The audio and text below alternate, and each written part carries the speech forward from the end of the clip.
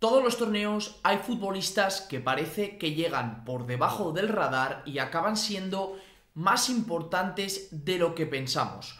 Hoy vengo con un futbolista de cada grupo que puede ser la revelación en esta Copa del Mundo de Qatar.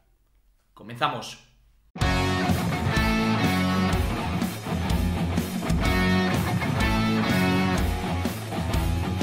Ya estoy aquí y hoy vengo con 8 jugadores que creo que pueden ser grandes revelaciones en cuanto a sus selecciones y a su grupo en esta Copa del Mundo de Qatar. Lo primero que hay que decir aquí es que son futbolistas que la mayoría yo creo que tienen un sitio asegurado incluso en el 11 titular de sus respectivos combinados, pero hay otros, sobre todo me vienen a la cabeza dos, que quizá ni siquiera van a ir convocados al Mundial. O sea que es un triple que todavía es más lejano, si cabe, con esos futbolistas. Yo creo que son jugadores que pueden ser clave en sus respectivas selecciones a niveles muy importantes. Iré comentando un poquito en cada caso, porque obviamente cada caso es particular y es distinto. Hay jugadores que creo que van a ser importantísimos y otros que quizá hasta los veo más saliendo de revulsivos desde el banquillo con cierto papel. Pero bueno, vamos a empezar con uno que yo creo que va a ser indiscutible en su selección, que es una de las sensaciones de la Premier League esta temporada y la pasada, como es Moisés Caicedo, el centrocampista ecuatoriano. Empezamos, por cierto, del grupo A hacia adelante, como tiene que ser. El centrocampista ecuatoriano de 21 años, del 2001, que ya está sonando para equipos como el Real Madrid. Yo creo que el Brighton va a sacar un gran precio por él. De hecho, se habla que ya va a ser el jugador ecuatoriano más caro de la historia. Indiscutiblemente tiene que ser titular en el Mundial con Ecuador en el centro del campo. Y realmente, para los que no lo conozcáis, que imagino que seréis muchos si no seguís la Premier League, es un centrocampista que abarca muchísimo terreno, pero no es el típico futbolista que nos podemos imaginar en el centro del campo, destructor. No, lo hace, pero también tiene una calidad sublime con el balón. Es un jugador que tiene llegada, de hecho este año ha anotado un gol en Premier League, pero a la vez tiene trabajo defensivo, tiene implicación, ocupa mucho terreno. O sea, de verdad que es un centrocampista para ponerle el ojo, porque yo creo que va a acabar en un grande, si no este verano, a poco tardar en un par de años. Creo que es un futbolista que con Ecuador tiene que ser vital en el centro del campo y sobre todo tiene que hacer un papel muy importante en ese duelo que a priori va a decidir quién pasa de segunda de grupo frente a Senegal. Es un jugador de verdad que si veis algún partido de Ecuador, echarle el ojo porque merece muchísimo la pena. Como merece muchísimo la pena el mediapunta, nos pasamos ya al grupo B, de Estados Unidos, Brenden Aaronson, el jugador del Leeds United, ex del Red Bull Salzburg, que es un jugador, un centrocampista ofensivo, muy técnico, un jugador que regateador, que tiene gol, tiene último pase. Este año lleva un gol y una asistencia en Premier League, pero es un futbolista que en 21 partidos en la selección absoluta ha metido 6 goles. O sea, es un jugador con llegada, suele jugar en la media punta. Veremos a ver cómo combina el seleccionador estadounidense a Aaronson con Gio Reyna y Christian Pulisic, que son los 3 jugadores más talentosos de esta selección. Los 3 juegan ahí en esa última línea por detrás del punta. Yo creo que Aaronson jugará por el medio, Gio Reyna tiraba a izquierda y Christian Pulisic tiraba a banda derecha.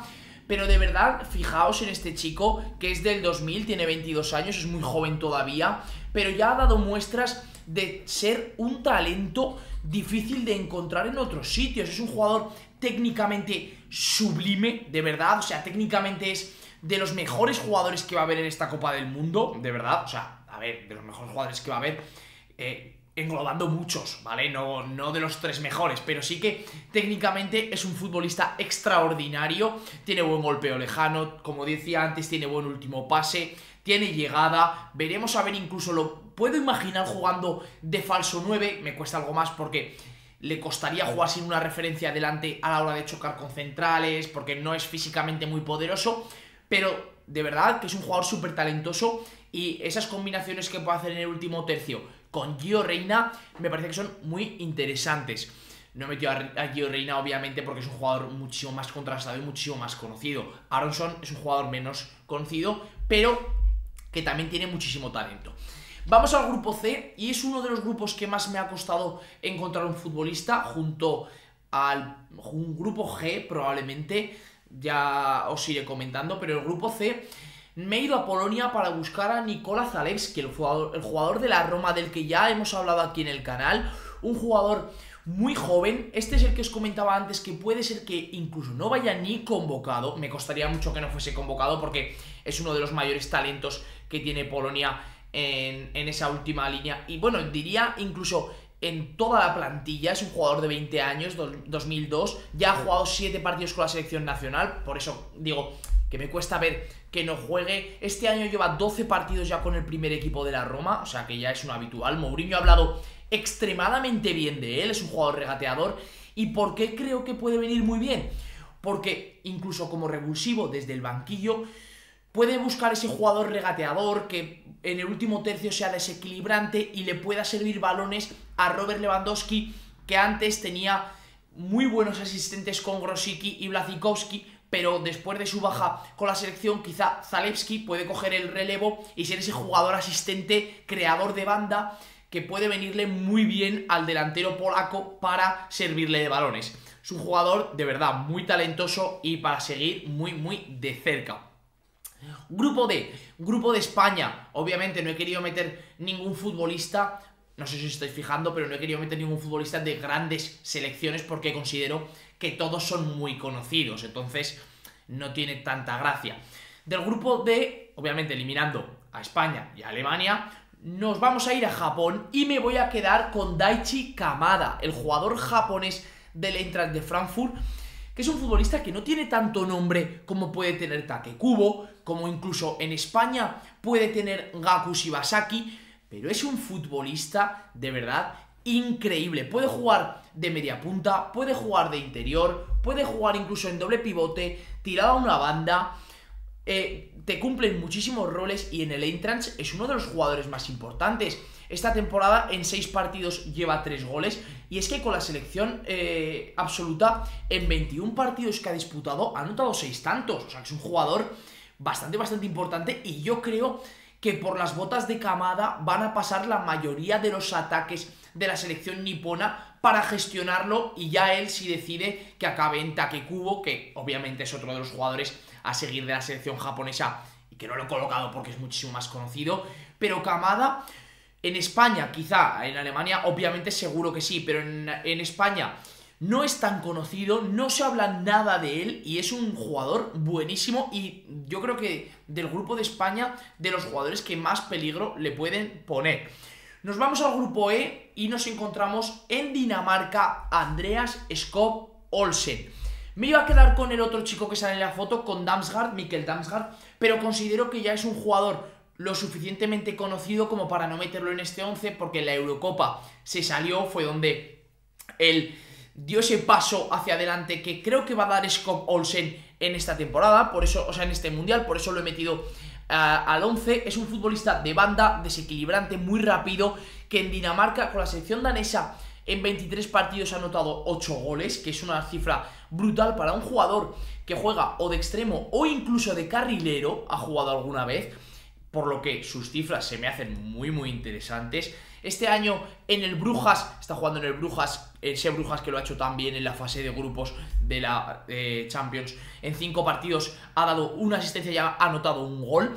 Es un futbolista que yo esperaba incluso que diese un salto mayor cuando se fue al Brujas, esperaba a un equipo más grande, pero bueno, ya sabemos que una buena actuación en una Copa del Mundo, en un torneo así, te puede hacer promocionar hacia arriba y te puede hacer buscar un equipo todavía mejor. Yo creo que es un chico que tiene aspiraciones y tiene el techo más alto del Brujas, que ojo, ya es un buen equipo que se ha metido en la siguiente fase de la Champions, pero bueno, no olvidemos que al final por mucho que tu equipo se meta en fase de Champions, no es lo mismo jugar en un Brujas que en un Atlético de Madrid, por ejemplo, que estamos hablando, por poner un ejemplo, de uno que ha quedado cuarto de su grupo, pero a efectos de salario, de marketing, de todo, no es lo mismo jugar en un sitio que en otro. Entonces yo creo que Skov Olsen va a dar un pasito más en su carrera.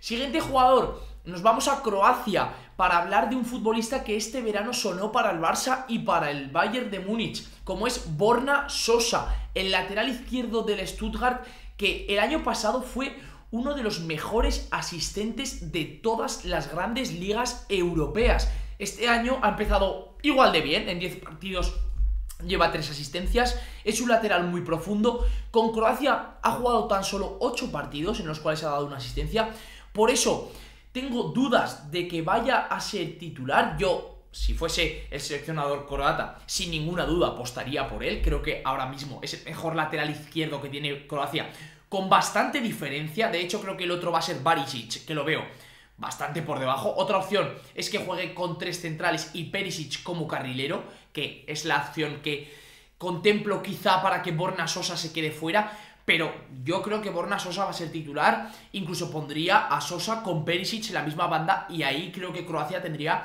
muchísimos chances de hacerle mucho daño al equipo rival. Es un lateral muy profundo, como os comentaba, puede jugar también de carrilero, llega mucho a línea de fondo y tiene un pie espectacular. Lanza el balón parado del Stuttgart, corners, faltas, lo que hace también, obviamente a nadie se le escapa, que sume más cifras, pero hay que tener ese buen pie, y yo creo que es un caso, obviamente venido a menos, como Trippier en Inglaterra o como Alexander Arnold, un jugador que desde el lateral puede ser un lanzador y puede ser no solo de balón parado, sino también de juego, y puede ser un lateral muy creativo, incluso haciendo labores de interior en ataque, meterse por dentro y ayudar a los mediocentros a crear. Pasamos al penúltimo jugador de este top y nos vamos a Suiza para hablar de Nico Elvedi, el central del Borussia de Mönchengladbach, del cual me da la sensación que se habla poco para lo bueno que es. Es un central que lleva rindiendo a muy alto nivel en la selección suiza y en el Borussia Mönchengladbach bastantes años, tiene 26 años, es el jugador más veterano de esta lista, con diferencia, porque el segundo es Borna Sosa, que tiene 24, bueno, con diferencia, 2 años, pero bueno, para los que estamos hablando, pues sí que hay diferencia. Lleva 40 partidos con la selección suiza, un gol. Este año en 11 partidos con el Borussia lleva 2 goles, que la verdad es que está bien para un central. Creo que en ese rol de central con 3 centrales que suele jugar Suiza junto a Kanji lo puede hacer muy bien. Es un central que te da, para mi modo de ver y como lo he visto, más salida de balón que Akanji, que creo que por mucho que juegue en el City tiene peor salida de balón que Elvedi. Es verdad que físicamente es más poderoso, es un portento, pero a mí Elvedi me gusta más, es muy elegante a la hora de sacar el balón. Luego es un central muy correcto, que apenas comete errores. Es cierto que su mayor defecto quizás sea la lentitud, es algo lento, pero a mí me encanta y creo que además puede jugar como pivote, que dudo que en Suiza juegue como pivote porque para eso está Granit Xhaka, pero tiene ese rol también, lo puede cumplir y yo creo que es el líder de la defensa suiza y eso no hay muchas dudas, la verdad, y estamos hablando de unas de las selecciones menos goleadas de los últimos años. Casualmente cuando empezó a jugar el Elvedi, y se habla poco de él y creo que había que comentarlo. Y por último, el último jugador de este top va a ser un jugador de la selección de Ghana, de la cual podía haber metido varios. Me gusta mucho la selección de Ghana, es muy interesante, es la típica selección que a lo mejor va y no gana ni un partido, pero me gusta, tiene un grupo complicado, está Portugal, está Uruguay, grupo complicado, pero me gusta. Y vamos a hablar de el mote que le han puesto me parece brutal: el asesino sonriente, Kamaldeen Sulimana. Me parece un jugador súper desequilibrante. El extremo del Rennes, de 20 años tan solo, que el año pasado hizo un auténtico temporadón, lleva 11 partidos ya con la selección absoluta de Ghana pese a su juventud. Este año lleva 14 partidos, un gol y 2 asistencias, que la verdad que no son cifras muy top, pero bueno, no estamos olvidando que es un chaval de 20 años, el año pasado, como digo, hizo muy buenas cifras, y es un futbolista que yo creo que en Ghana va a tener licencia para hacer prácticamente lo que quiera, porque vamos a ver si es titular indiscutible, porque por ahí está Jordan Ayew, hay jugadores que tienen más peso, porque por ejemplo, menciono a Ayew porque a mí me parece peor jugador que Suleimana, pero claro, es un jugador que lleva muchos años yendo a la selección, tiene mucho peso específico en el grupo, y quizá eso lo haga partir de titular, pero yo creo que Suleimana, si no parte como titular y entre el primer partido desde el banquillo, se va a quedar como titular. De verdad, es que me parece un futbolista que es una auténtica bomba y que puede hacer sufrir mucho a los laterales, sobre todo de Uruguay. Me parece que lo pueden pasar mal. Veremos a ver quién son los laterales de Portugal también. Uno Cancelo seguro. Veremos a ver si juega por derecha o por izquierda. Pero si juega por derecha, por ejemplo, Diogo Dalot, que es un lateral más ofensivo y que sufre más en defensa, le puede hacer pasarlo bastante mal, sobre todo con carreras al espacio, con balones a la espalda. Ahí él es muy rápido, le pega muy bien con ambas piernas. Es cierto que a veces abusa un poco de ser algo egoísta, como le pasa por otra parte a la mayoría de chavales jóvenes así regateadores, pero es un jugador decisivo y creo que va a ser un futbolista a seguir en este mundial. Así que nada, espero que os hayan gustado estos 8 nombres. Me podéis dejar vosotros en comentarios cuáles son vuestros futbolistas a seguir en esta primera fase. Va a haber más vídeos de este estilo durante estas próximas semanas hasta que empiece el Mundial. Luego haremos, por supuesto, seguimiento a cómo va el Mundial día a día. Así que nada, esperemos que os haya gustado este vídeo. Si es así, like, suscripción y nos vemos mañana con un vídeo nuevo. ¡Chao!